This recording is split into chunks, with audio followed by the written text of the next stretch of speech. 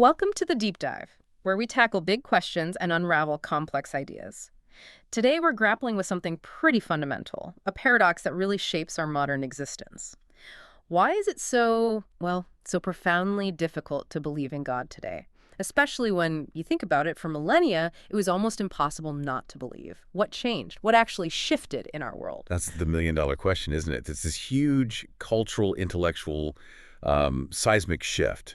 And to really get a handle on it, we're turning to a major piece of work. Charles Taylor's A Secular Age. Yes, well, it's massive. Monumental, really. Exactly. And it's not just about, church attendance or specific doctrines. It goes much deeper. It's about how we right now experience reality itself, how we define who we are, how we find meaning, especially in a world that seems to lean so heavily towards the immanent, the here and now. Right, the immanent over the transcendent. So our mission today, our deep dive, is really to unpack Taylor's central argument that we're living inside what he calls an immanent frame. And that sounds maybe a bit abstract, but it's not. It's like the air we breathe, isn't it? It's this reality where a completely secular life, one without religion, isn't just one option among many. No, it's become the default, Yeah. the powerful, unspoken default setting. And that changes everything. It fundamentally alters our whole relationship with faith, with spirituality, with anything really beyond the purely material. It really does. So we'll be exploring what this immanent frame actually means for, your sense of self. How does it challenge those traditional ways of believing? And maybe most importantly, what could the future look like for faith, for spirituality, for that human yearning we all seem to have for something more than just what we can see and touch? Yeah, that enduring quest. So expect to maybe rethink some basic assumptions about belief in the 21st century. Definitely. Okay, let's dive in. Our starting point is Taylor's core argument. You mentioned this huge shift. He talks about moving from a porous self to a buffered self. But before we get to the self part, let's nail down this immanent frame. What does it actually feel like to live inside it? What are we talking about here? Okay, so imagine history. For most of human history, the world felt open to the transcendent. God, gods, spirits, demons, magic, miracles. This wasn't just theory, it was woven into life. Like the operating system of reality. Exactly. It was like living under an open sky. Spiritual forces could, and were expected to, intervene directly. Yeah. In your crops, your health, your fate, you had to account for them. It was just how things were. So that's the open sky. The immanent frame then is like, what? We built a roof. In a way, yes. Yeah. A very solid, self-contained roof. It's this view of reality that's basically self-sufficient, closed off, meaning purpose, value. We look for those within the human sphere now, within our own minds or societies. The natural world is explained by science, not primarily in relation to something outside or above it. So God or spiritual forces become optional extras, or maybe not even relevant to the main structure. Increasingly so. It's a total reorientation. Taylor puts it very bluntly in his work. He says, in our secular age, nothing is easy about faith. Period. Wow. And that's not just him being dramatic. It's a foundational truth about our time. It colors everything, really. Our spiritual lives, our ethical lives. Yeah. It's the background radiation. So for you listening, this isn't just about churches being less full, it's deeper. The actual effort involved in believing has changed, right? Like you said, the default flipped. Absolutely. Before, you kind of had to explain why you didn't believe. It was the unusual position. Now, the burden of proof feels like it's shifted. A purely secular life, non-religious. That's the powerful default. It is, and that leads us straight into this idea of the buffered self. It's a key feature of living inside the immanent frame. Buffered, like protected. Yeah, think of it like a psychological buffer zone, an internal shield almost. It's something the modern individual cultivates. This buffered self is designed to protect us from feeling tossed around by external forces.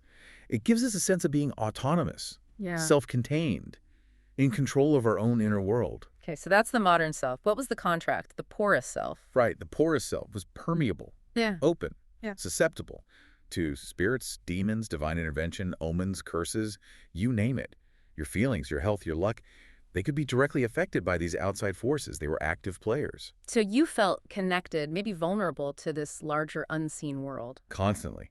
You weren't this isolated individual agent making all your own choices. You were part of a much larger, spiritually charged reality. The boundaries were much thinner. So porous self, thin-skinned, open to the spiritual environment. Buffered self, thick-skinned, self-regulating, sees the inner world as rational, contained, almost sealed off. You've got it. And this buffering, This sense of inner completeness and rationality makes it way harder to even perceive those external spiritual realities, or to accept them if you do perceive them. They don't fit the model. Our inner world feels complete on its own terms. Exactly. It's this deeply internalized sense of autonomy. I am the source of my thoughts. I control my destiny. Think about that critique in Walden. Thoreau talks about Catholic priests educating indigenous people to trust and reverence, but in his view, keeping them like a child. Instead of educating them to consciousness and making them a man. Right. Now, setting aside the specifics of that historical context, it reflects this very modern, very secular idea, doesn't it? That individual autonomy, conscious self-direction is the highest goal.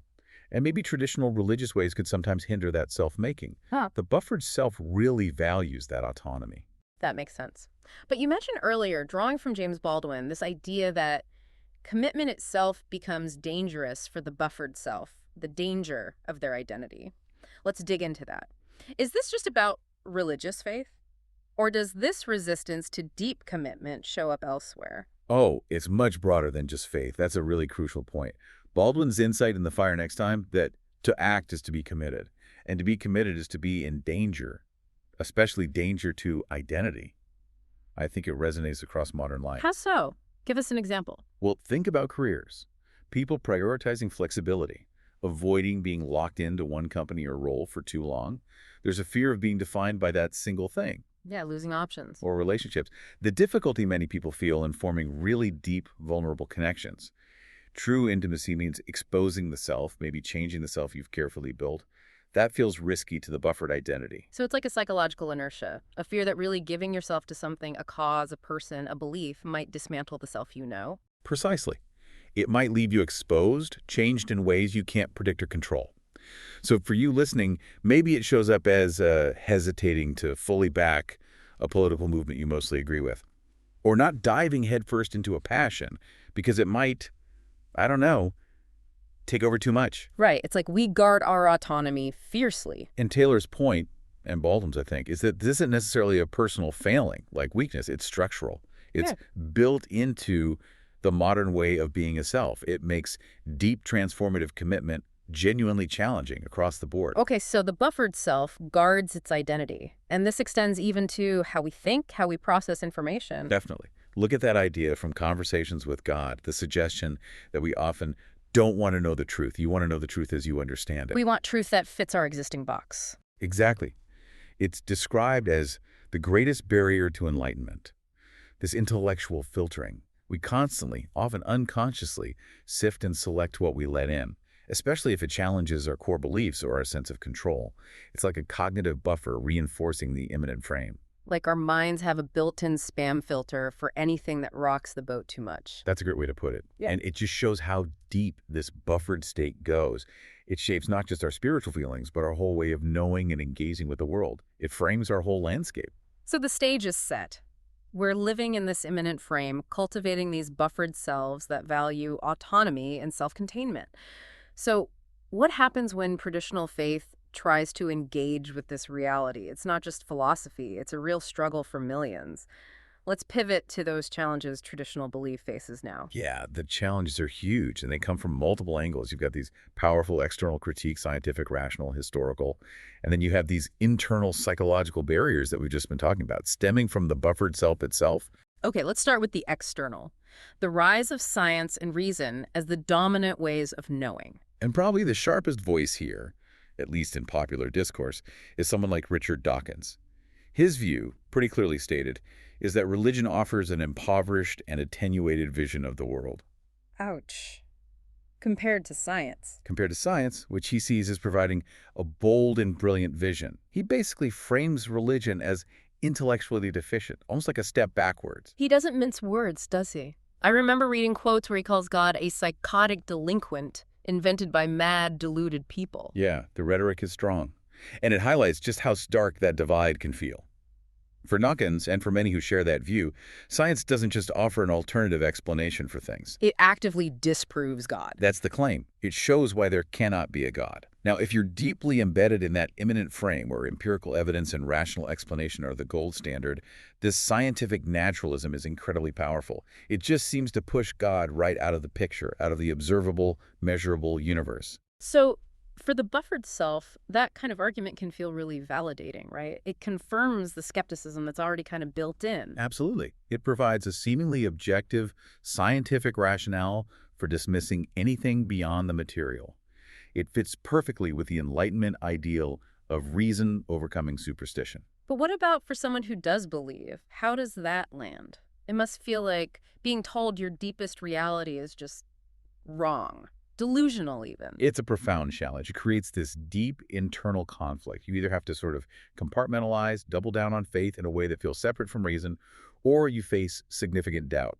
It can be quite isolating, feeling like your core beliefs are fundamentally at odds with the dominant intellectual culture. It frames faith as a choice against reason, in a way. Yeah, that's a tough position. So science presents one major challenge, but it's not just science, right? You mentioned historical awareness too. Yes, the modern age, with easy access to information and critical historical methods, turned a new kind of spotlight on religious texts and institutions themselves. Like James Baldwin again, in The Fire Next Time, he talks about his own faith starting to crumble when he realized, what was it? That the Bible had been written by men and translated by men. Exactly. That realization demystifies the sacred text. It reveals the human element, the potential for error, cultural bias, translation issues, political motives even. For someone looking for a pure, unblemished divine message, seeing those human fingerprints can be deeply unsettling. It makes the eternal feel, well, historically contingent. It pulls it down from the heavens into human history. And Baldwin didn't stop there, did he? He also raised moral objections. He talked about the blackmail of fearing hell. Yeah, the idea that you should love God because you're terrified of punishment, rather than loving God for God's own sake. It felt transactional, coercive, not like genuine love. That strikes a chord with modern sensibilities about authenticity and motivation. And that moral critique widened even further, didn't it? Looking at the actions of religious institutions themselves. Definitely. Baldwin points to Christianity's historical complicity in, as he put it, unmitigated arrogance and cruelty, using faith to justify conquest, slavery, oppression, maintaining power structures. He even says that for oppressed people, this history made God appear white. Right. Which effectively tied God to the oppressors, stripping the divine of its universality and eroding the moral authority of the institutions claiming to represent it. This critical historical lens makes it really hard for many people today to reconcile the idea of a loving, just God with the suffering inflicted, historically, in his name. It creates a huge dissonance, especially for a buffered self that values justice and equality. So we've got these powerful external pressures, scientific naturalism, historical and moral critiques chipping away. But then there are the internal barriers too, right? From the buffered self itself. Absolutely. Our own inner workings, our drive for autonomy can become obstacles. Think about the ego's vigilance. From A Course in Miracles. Yeah. It says the ego exerts maximal vigilance about what it permits into awareness. It operates from this thought system that prioritizes control, self-preservation, and its own narrow definition of what's sane or acceptable. So the ego acts like a bouncer at the door of our mind, deciding what gets in. That is a good analogy. It tries to keep out anything too disruptive, anything that challenges its dominance or demands a surrender of that control we value so much.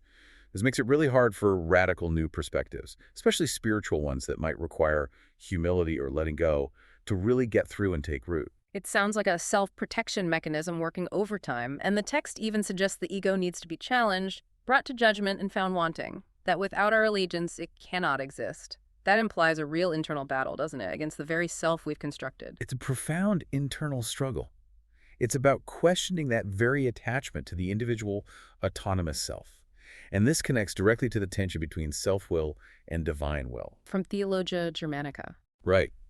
It describes self-will as inherently contrary to God. And it warns against trying to figure out God's secret plans out of sheer pride instead of humbly seeking to please God and become as not in himself. Become nothing. That sounds terrifying to the modern self. Exactly. It clashes completely with the individualistic, self-asserting drive of the buffered self, which prizes its own understanding, its own agency above almost everything. It's a call for a kind of surrender and humility that feels deeply countercultural today. And this insistence on understanding things on our own terms, this self-will, leads to another problem, doesn't it? The static God problem. Yes. Modern minds were so used to change, progress, evolution. Everything's dynamic. Right. So the idea of a God who is static, ready-made, unchanging, outside of time, it just doesn't compute for many people. The Great Divorce suggests it's seen as having no religious significance because these great mysteries cannot be approached in that way. Why is that static image so difficult now? Can you give us an analogy? Think about it. Science shows an evolving universe. Technology is constantly updating. We talk about personal growth journeys. Our whole culture is geared towards dynamism, process, becoming. Okay. So the idea of a deity who is already finished, completely perfect and unchanging, can feel, well, inert, unrelated to our dynamic, messy, evolving lives. It's like being offered a perfect marble statue when you're looking for a relationship with someone who grows and changes with you. It doesn't resonate with our experience of reality. Exactly. It feels like trying to connect a constantly updating smartphone app to, I don't know, a computer from the 1970s. Yeah. The fundamental architectures just don't seem compatible to many modern sensibilities.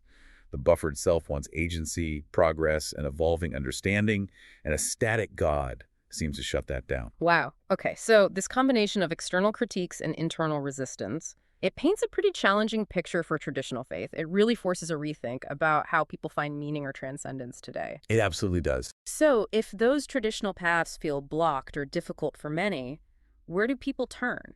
That human hunger for meaning, for something more, it doesn't just vanish, right? No, definitely not. It just morphs. It finds new channels.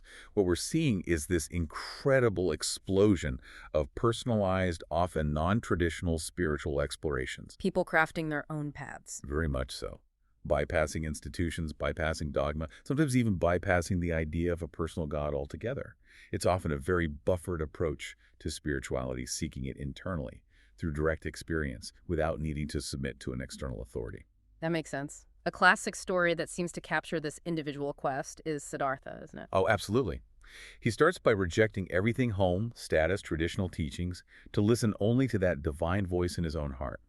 He wants that pure, direct, unmediated experience. The ultimate individual spiritual journey. But then, interestingly, as he gets caught up in worldly life and sensory pleasures, that inner voice fades. It becomes just a memory. So the purely individual path has its own challenges. It does. It shows the difficulty of sustaining that inner connection amidst the pulls of ordinary life.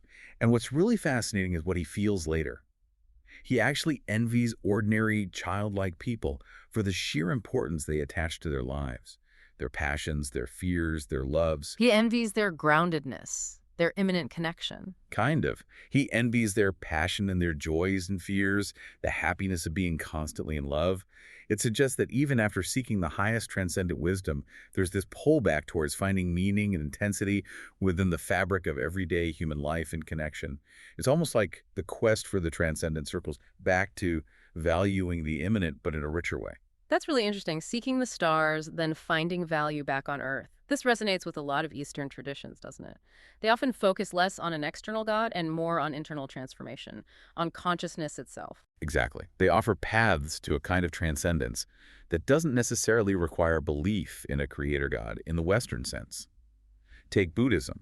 The Dhammapada stresses disengagement, not delighting in esteem, distinguishing worldly acquisition from the path to nibbana, to liberation. So it's about letting go, inner work. Completely letting go of attachments, ego, external validation, achieving an inner freedom, a different state of being. The focus is internal. And you see similar things in Hinduism and yoga. Very much so, often with very detailed methods. The Bhagavad Gita, for example, talks about renunciation, tyaga, not just as giving stuff up, but giving up attachment to the results of your actions. Detaching from outcomes. Right. The goal is to quiet the mental activities, find that supreme happiness by realizing the true self, the Atman, which is seen as ultimately connected to or identical with the universal consciousness, Brahman, is a deep dive inward. And the Yoga Sutras get even more specific about the how, right? They do. They talk about non-interest Vardagam in all the mental and emotional noise, detaching from the constant chatter and desires. It's framed as an internal private war, right there in your own mind and emotions. Wow. A war. Yeah, and it requires serious discipline, moral restraints, nonviolence, truthfulness, sexual restraint, non-possessiveness are seen as essential groundwork.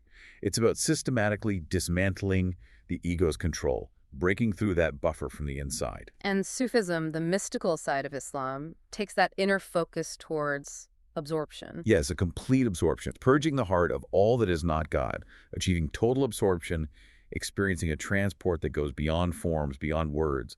It sounds like a complete melting away of the buffered self into the divine. Which leads us towards modern mysticism, non-duality, these paths that often seem compatible with a secular outlook. Exactly.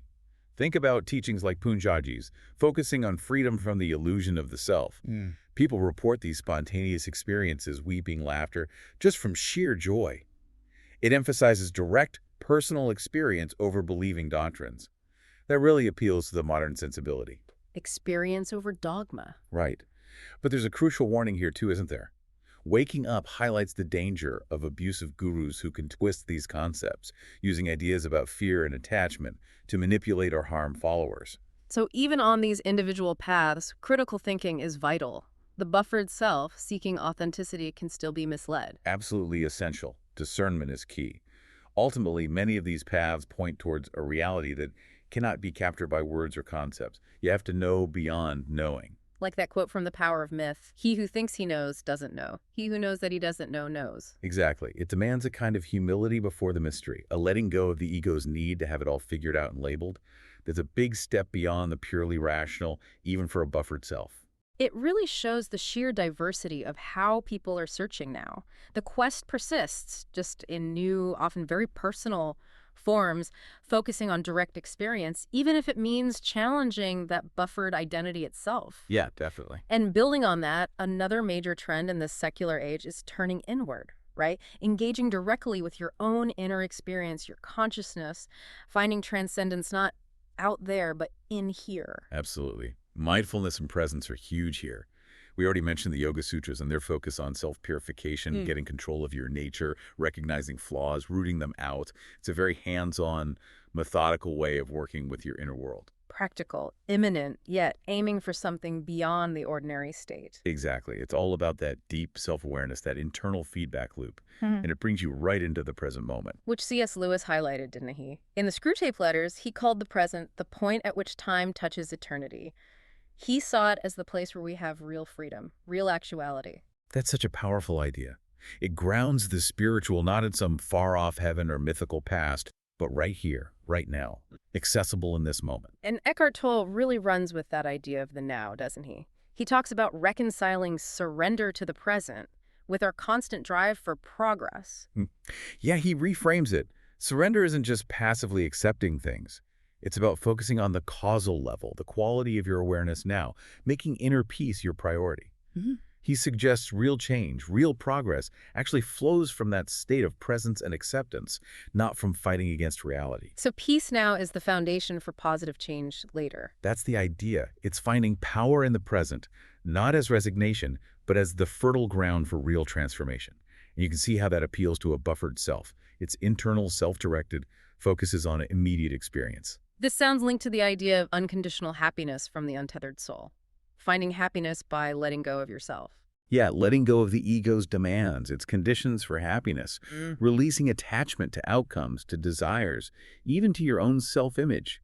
The book suggests inner freedom comes from that release. It flips the usual script of chasing external things to make us happy. And it connects this to the divine, but in a very experiential way. The greatest gift one can give to God is to be pleased with his creation. Right. It reframes devotion not as following rules, but as an inner state of gratitude, contentment, appreciating existence itself.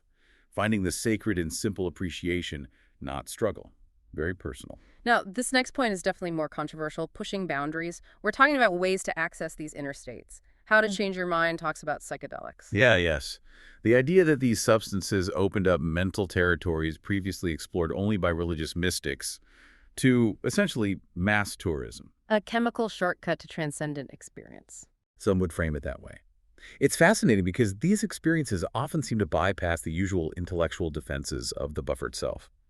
They can induce powerful feelings of interconnectedness, ego dissolution, awe, experiences that feel profoundly meaningful and spiritual, even if they're chemically induced and temporary. So it taps into a latent human capacity for these states. It seems to suggest that.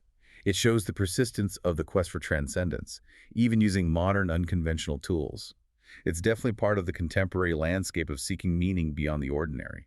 And underlying many of these inner paths is this idea of wholeness, isn't it? Wherever you go, there you are. It connects health, healing, and holy back to that root word, whole. Yes, the idea that by perceiving our intrinsic wholeness, realizing we're already complete, then there is truly no place to go and nothing to do. Spiritual fulfillment isn't about adding something you lack, but recognizing the completeness that's already there. Finding the sacred within your own inherent being, uncovering it, not building it. Exactly. It's a powerful conclusion for this thread. The secular age hasn't killed the spiritual quest. It's often turned it inward, seeking the sacred through direct experience, consciousness, and an affirmation of intrinsic wholeness. Okay, so we've explored the inner journey, but even within this immanent frame, people still need a sense of purpose, a way to connect to something larger than themselves, right? Yeah. How are we recontextualizing our place in the universe, our connections to each other, when the old religious frameworks feel less compelling? That's the final piece, really. We're finding new narratives, new ways to frame purpose. One big one is this idea of cosmic evolution. Conversations with God talks about a cosmic wheel, this continuous cycle. From knowing to not knowing to knowing again, oneness to separation to oneness again. Right. It presents reality not as static, but as this dynamic, unfolding process, a cosmic dance. And where do humans fit in? Are we just spectators? Not at all. The phenomenon of man suggests humans aren't just the center of things, but maybe the arrow pointing the way towards a future unification of life, of consciousness. We're active participants in this grand evolutionary unfolding. And that other quote, you are all gods in formation. Exactly. It offers this epic evolutionary story where human life itself has cosmic significance. We're contributing to the universe's becoming. It shifts divinity from being solely out there to being part of our own development. For a buffered self, that's incredibly empowering purpose found in growth, participation. That's a huge reframing. And on a more human scale, things like love and connection are also being reinvested with a kind of sacredness, wouldn't you say, even outside formal religion? Absolutely. Love itself. The road less traveled calls it the motive, the energy for discipline, tied up with mystery. It's not just a feeling. It's this driving force for growth, for daring to connect beyond the self, for engaging with the unknown in another person. That feels sacred. And Brené Brown talks about that deep human need to belong, to be part of something larger than us. But she says we find it not through perfection, but by showing up authentically, imperfections and all. Which requires vulnerability, right? Dropping the buffer, letting ourselves be truly seen.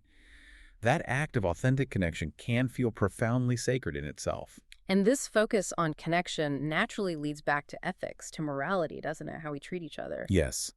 The Divine Conspiracy Continued points out the renewed focus on morality and ethics as crucial for human flourishing. Now, it connects this back to religious teachings, but even within a purely secular frame, there's a growing sense that ethical behavior, looking beyond pure self-interest, is vital for a functioning, meaningful society. It provides a framework for purpose based on our shared well-being. Now, Viktor Frankl's work, Man's Search for Meaning, takes this idea of finding meaning into the darkest places. His insight that even in horrific suffering, we retain the freedom to choose how we respond. How does that idea interact with the buffered self? Does it break the buffer or manage it? That's such a great question. The buffered self typically tries to avoid suffering, control the environment, to maintain comfort and autonomy. Frankl flips it. He says the one thing they can't take from you is your inner response, your attitude.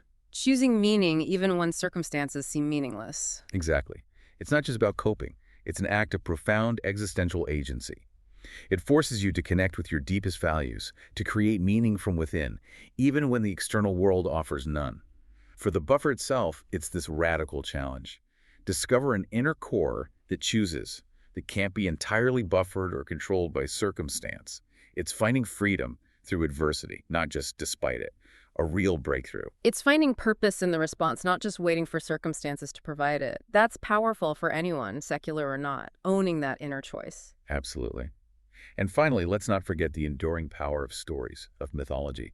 Joseph Campbell called mythology the homeland of the muses, offering this vocabulary of acts and adventures that connects us to something universal. Even if we don't believe the myths are literally true. Especially then, perhaps.